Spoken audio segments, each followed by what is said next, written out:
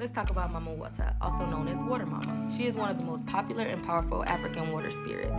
Many people worship her throughout much of Africa, and they consider her as the mother of all sea. She is often portrayed as a mermaid, the upper body of a beautiful woman with long, dark, luscious hair and big full lips, and the lower body of a huge fish, though she has other forms that she sometimes can take. Sometimes a large snake accompanies her, wrapping itself around her, laying its head between her breasts.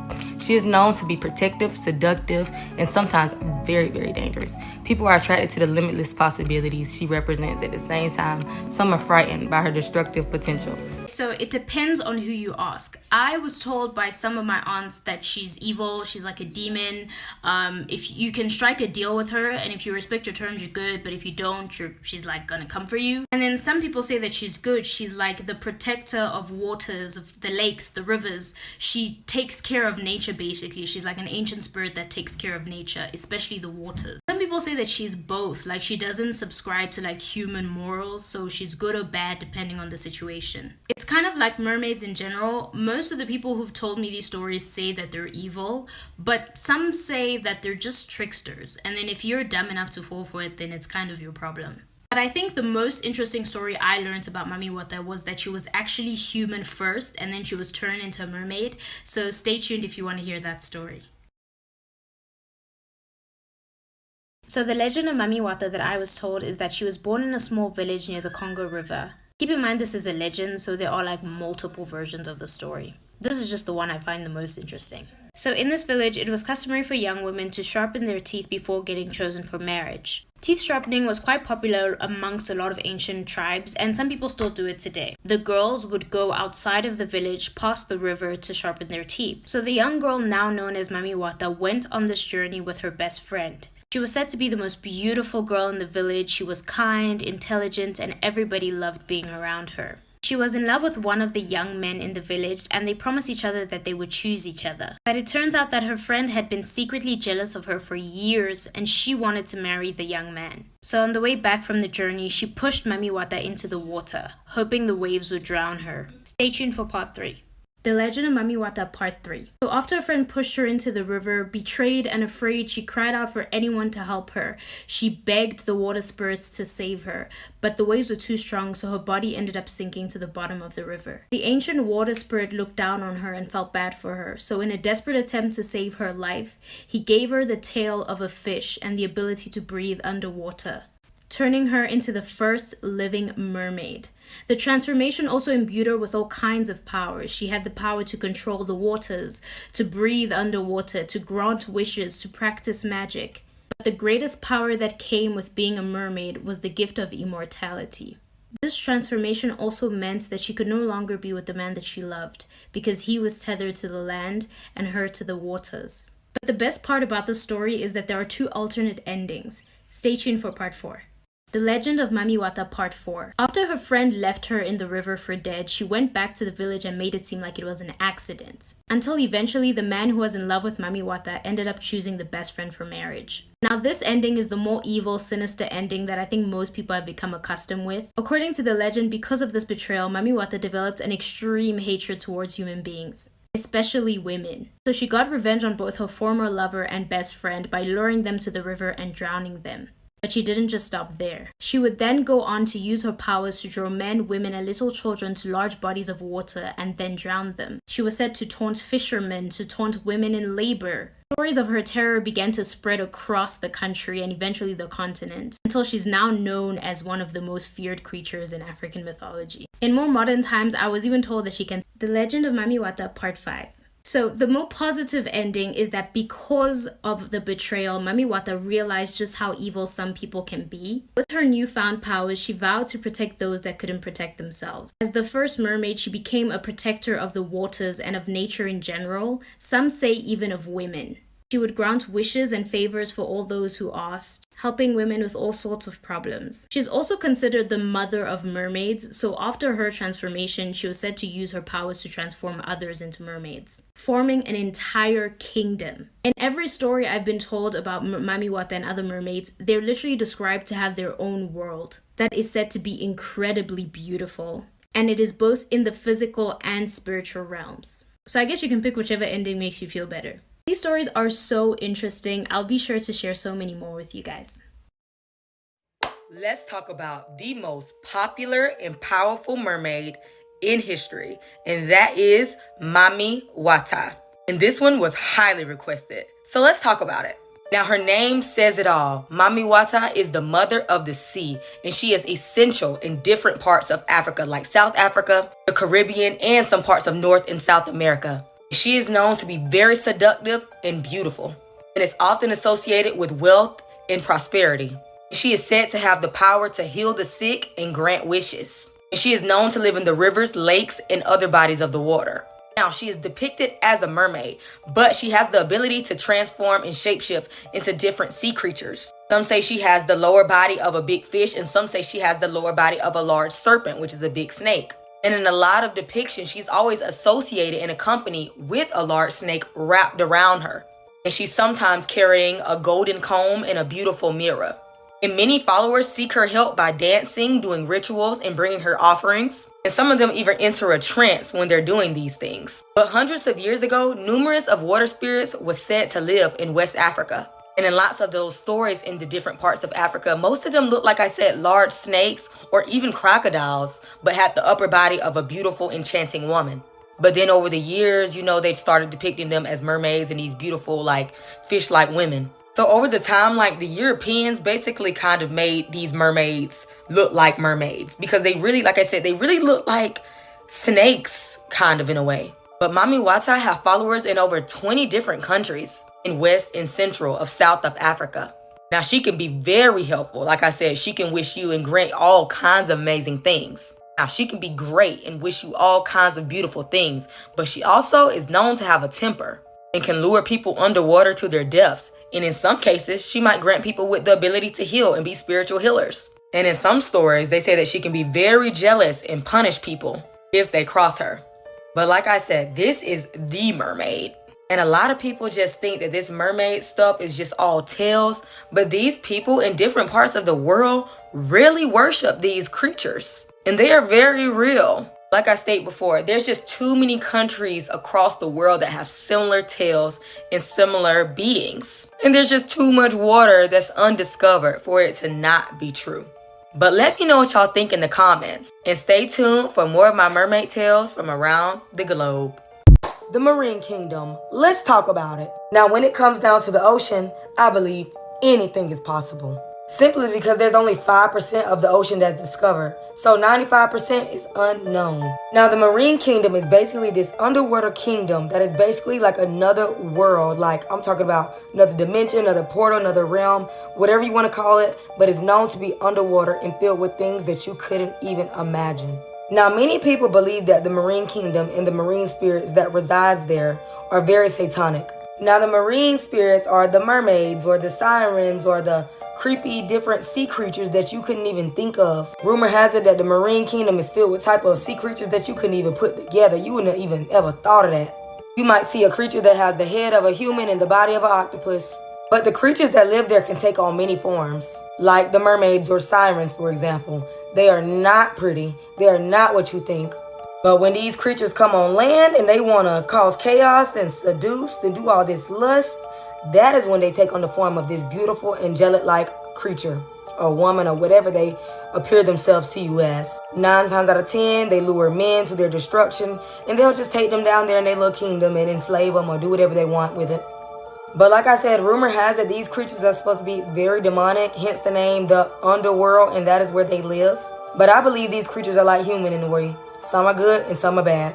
Now let me know if y'all want to hear more about the marine kingdom.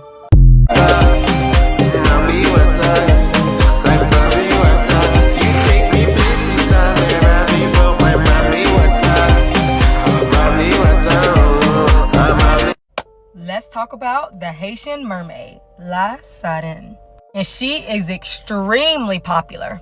And she has a long tradition and plays a very important role in the Haitian voodoo beliefs till this day. And many Haitians and people all over that have families that live in Haiti have reported on different social medias over the years how they have spotted her or different mermaids in Haiti. And it is said that Haitian mermaid myths are more popular than any other place in the world. But this particular mermaid rules over all waters. both fresh and salt water. And she can be known to be very calm and seductive, but also can have a temper and cause destruction. And she is known to be the lover or wife of Agwe, who is basically a merman that rules over the sea. And he is extremely popular and common in Haiti as well. She is usually depicted as a mermaid because over the years, it is said that she can shapeshift into different sea creatures as well. But people that have allegedly claimed to have seen her in her mermaid state, and she can also transform into a human as well. Some say there are also many mermaids in the waters around Haiti. Or some don't know if it's just her and she's just transforming into different beautiful mermaid beings. But there has been people that have claimed to have spotted several altogether, so that means there obviously is more. But she is known to be the most beautiful mermaid of Haiti. And even though people can't give a description of what she exactly looks like, a lot of people always say she just have long, beautiful, flowy black hair. And she is known to have strong ties with other African water goddesses like Yimaya. And it is said that she came to Haiti with the African people, who were forcefully brought by the colonizers of America. And she is often described as the Haitian version of the different African water spirits like Mami, Wata, and Yimaya, because all of them share so many similarities. And they're also worshipped as spirits in different parts of Africa and America. And what a lot of people believe is so special about her is she has both European and African influences. And it is said that this mermaid queen lives in a luxurious palace underwater. And she comes to surface regularly so she can be seen by humans. But let me know what y'all think about her in the comments. And don't forget to stay tuned for more of my tales and mermaid stories from around the globe. I'm about to tell y'all a mermaid secret that you only could get a download to get. First things first, you gotta understand back when we was ruling, we had a direct connection with the mermaid. As you can see on Egyptian walls, and you can search up other walls that it was on. So I don't know if y'all know about the Crusades, but during the Crusades, they try to go through the whole world and try to really steal our knowledge from all over the place. Basically, when they was trying to conquer us and they stole all our knowledge from the libraries and stuff. But it's certain knowledge we did not want them to get their hands on, because we knew our frequency was lowering and we did not want them to have this when we was at our low state. So what did we do? While all this was going on, the mermaids that we already had connections with, we gave the mermaids who we trusted our most secret books, our most secret esoteric knowledge and technology. And the mermaids took it and they took it to the very bottom of the ocean. That's why to this day, they really trying to get to the bottom of the ocean. You heard that they haven't got to the bottom of the ocean yet? It's because they still trying to go down there to get our knowledge. Because at this point, they done use all our knowledge and it's not working no more. So they trying to really get new stuff. So I don't know if y'all saw Aquaman, but it literally shows you what will happen if you get past a certain level down there. So as they trying to get to the bottom of the trenches and trying to get down there, if their head don't explode first, then that's when the traps and all the other stuff come.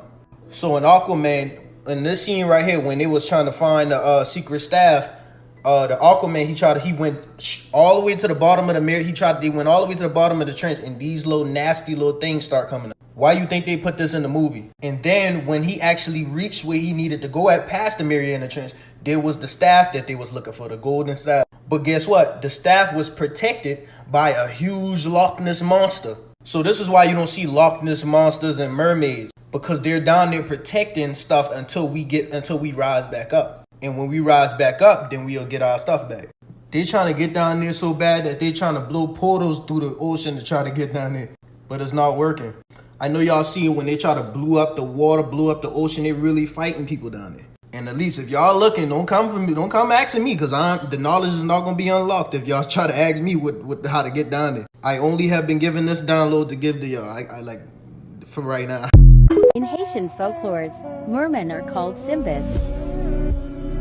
They are water spirits with dominion over moisture, rain, springs, ponds, wells, marshes. They control river currents and running fresh water. They are powerful sorcerer, shapeshifters, sensual, alluring, and seductive. Usakasakabo. Today I wanted to talk about mermaids. Caribbean islanders have stories regarding mermaids that go back centuries, with most of them coming from our native and African ancestors. There have been mermaid sightings in places like Jamaica, for example, where they refer to the spirit that watches over the waters as River Muma. Some other names for water spirits among us and our relatives are Akaia, which is Taino, Okoyumo, which is Kalinago, Oriyu or Orehu, which is Lokono, Huarani, which is Warao, and May de Aguas, or Mother of the Waters, which comes from the Guarani. Similar to the tale of sirens who would lure unsuspecting men to their deaths, our ancestors believed mermaids to be dangerous creatures that we should always be wary of. It's not unheard of to hear stories of mermaids enticing, then feeding on the bodies of shipwrecked sailors, for example, or dragging a random swimmer to the bottom of a lake. Mermaids, chronicled by the Spanish, having actually been manatee, seems to be a widely held association. I mean, we all heard what Columbus did, but there's also things like El Pozo de la Sirena, or the Well of the Mermaid, that's on a beach in Manatí, Puerto Rico. Fun fact, manatee aren't the only animal that our ancestors associated water spirits with. You will also see air-walking people draw parallels between mermaids and fish, dolphins, snakes, and macaws. I'm gonna go ahead and wrap it all up with an excerpt from The Animism and Folklore of the Guiana Indians by Walter E. Roth. Quote, one of the many mysterious tales told of the Bouto as the large dolphin of the Amazons is once it had the habit of assuming the shape of a beautiful woman with hair hanging loose to her heels and walking ashore at night to entice the young men down to the water. If anyone was so much smitten as to follow her to the waterside, she grasped her victim round the waist and plunged the waves with a triumphant cry. Yeah, the accounts of these water folk vary a great deal, but I believe the following represents the consensus of Arawakan opinion. The Oriyus, or water spirits, always live in the water, and one at least accompanies every choreo. If an accident takes place, the spirit is blamed for it. These spirits may appear in human shape, impersonating both sexes. The female sometimes can be seen bathing on the banks of a stream or combing her hair with a silver comb, sometimes gold, but usually silver, which she occasionally forgets and leaves behind in her hurry to return to the water when suddenly surprised. Y'all can read more from this and other books via tainolibrary.org. Hey y'all, I just want to jump in here just to kind of clarify the proper pronunciation of the Haitian male mermaid. It is called Simbi. So they actually have songs, multiple songs that talk about the male mermaids and the female mermaids. So they have Simbinandlo, which means male mermaids in the water, basically. Simbinandlo, which represents the male mermaid, the male version of a mermaid, of Haitian mermaid. Or they have La Sirène. So they have this beautiful, beautiful song that it goes La Sirène, la baleine, chapeau tombé dans la mer. La sirène, la baleine, chapeau tombé dans la mer.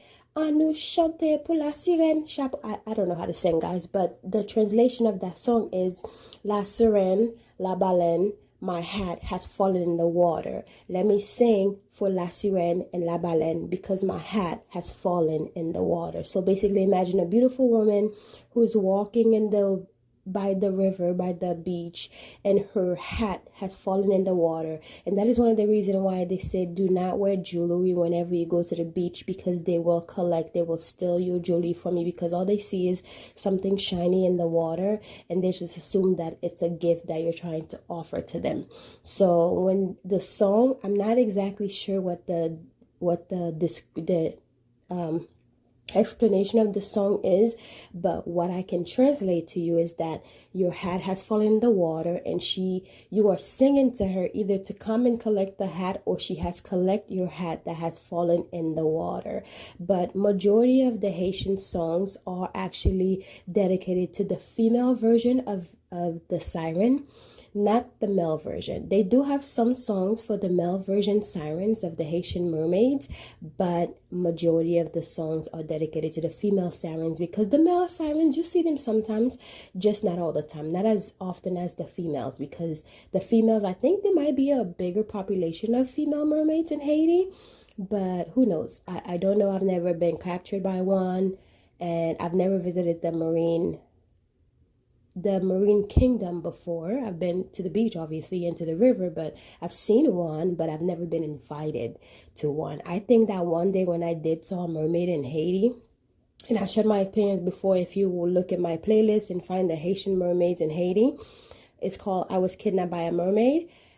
It tells you about, my experience. I share it on there, but I think it would be a great experience. I don't wish that I will get kidnapped by a mermaid, but I think whoever have been kidnapped, all of their stories have been beautiful. So yeah. Anyways, guys, it's called a Simbi, not low, Simbi. And then the Haitian mermaids are called La Sirène. La Sirène, the siren, basically. Anyways, talk to y'all later. Northern Nigeria is Islamic. The south is predominantly Christian. In addition, African religious traditions prevail. This is where the water deity, Mami Wata, belongs. In search of Mami Wata, we visit the riverine areas of eastern Nigeria. It all began when the German engineer was building the bridge. The river god Yaba objected. The workers understood. They ran away. The python, which lives there, was pushing them out. When they started construction, the bridge always collapsed. The white man went inside the water, but Yaba never wanted to open the door for him. Yaba said he does not know him. A long time passed before the white man sent his boys to me. I invited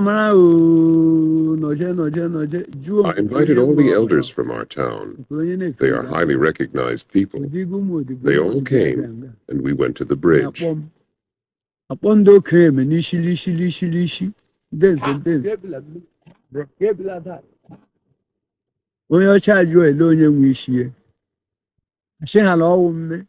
The white man asked, "Who owns the water?" The people pointed at me.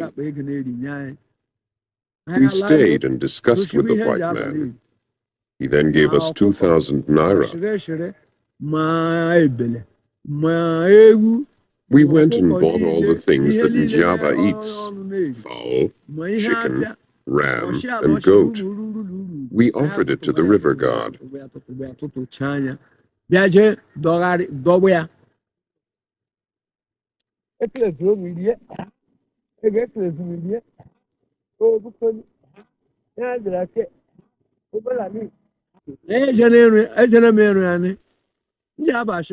performed the sacrifice, Njaba told me that the white man will complete the bridge after the sacrifice, but that he will die after completion, and that we will throw all his belongings into the river after he dies. After my sacrifice, the white man built the bridge, and it stood.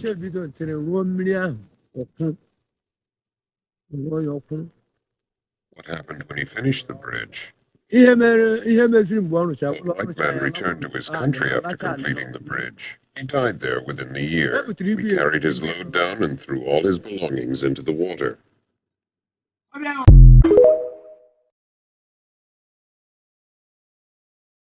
Here are 5 signs that you are connected or born with a Mami Wata spirit or water spirit. When you have a strong attraction to water, having a strong feeling to be close to bodies of water, rivers, the ocean, lakes, and it bringing you a sense of calm when you're near it. Dreams and visions. Dreaming of encounters with water spirits, mermaids, other mystical beings from the water. Dreams may be vivid, symbolic, and carry a sense of urgency or guidance about a particular situation or just life in general. Psychic abilities and healing.